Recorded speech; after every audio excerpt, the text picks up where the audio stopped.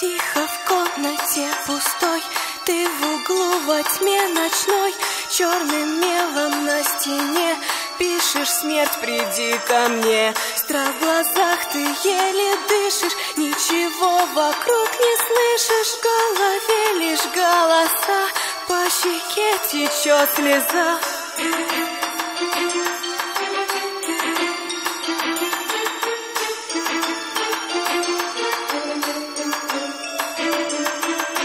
В чужой стране теперь, и тебе открылась дверь в мир, где души обитают, медленно тебя сжирают. Ты боишься, ты бежишь прочь от тех, с кем говоришь, и твои